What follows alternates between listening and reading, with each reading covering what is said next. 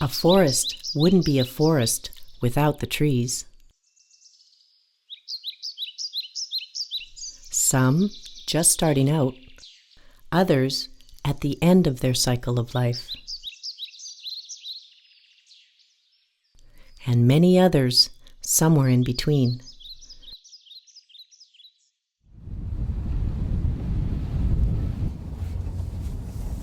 But there's so much more to a living, balanced forest than the trees alone. Get in touch with the rhythm of the forest, and you'll begin to see life everywhere.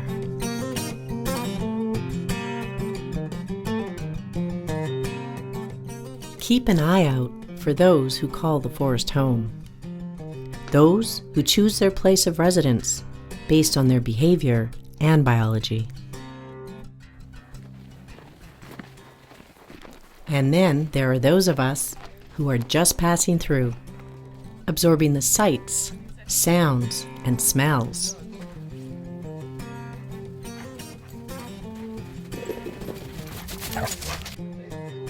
Or taking it up a notch to indulge in a favorite adventure. The forest does so much for so many. It also plays an important role in ensuring our economic well-being. Forests mean jobs and security to countless families and communities across our nation. Quality lumber to build our homes, furniture, and infrastructure. Paper products that make all of our lives so much easier. Fuel to keep us warm on a cold winter's night.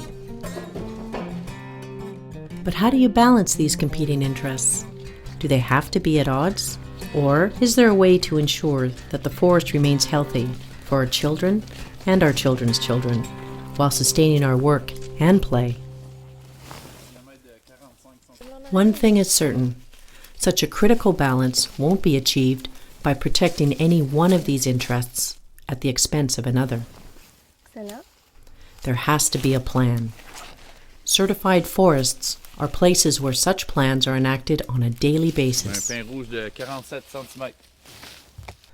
The process of certifying a forest ensures that the economic, social, cultural, and environmental values have been and continue to be addressed.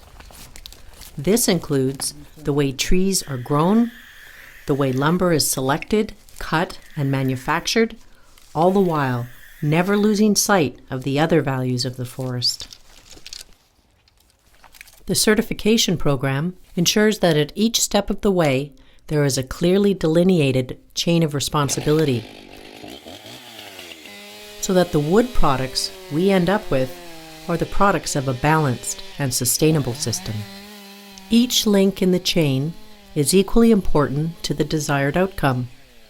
This chain of responsibility is better known as the chain of custody. Scott Davis and Dave Stewart are examining a forested area about to be certified. Dave Stewart, and I do forest management work in red pine plantations, and this plantation is being marked for future harvesting. First do an assessment of the entire area, and then decide on the system that's going to be used in the marking. While evaluating this forest, Scott has discovered the site of an old homestead. Every now and again we come across some cultural values on these woodlots in eastern Ontario, and here we found an old abandoned well and likely an old homestead. Basically we'll put a level of protection around this, so we don't really want a lot of disturbance because it is a fairly significant cultural value in these forests.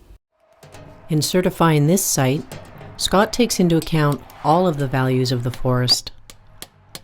The certification now in place, the forest's economic values can be realized. But getting it right in the forest goes well beyond the harvesting of trees. The next link in the chain of custody is the milling process, where certification is equally important.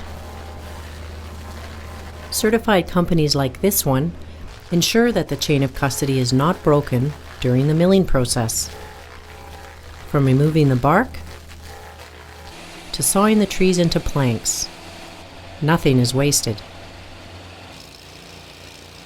The bark and unused planks are turned into various grades of chipped products. The chain of custody continues when products that originated in a certified forest go to market.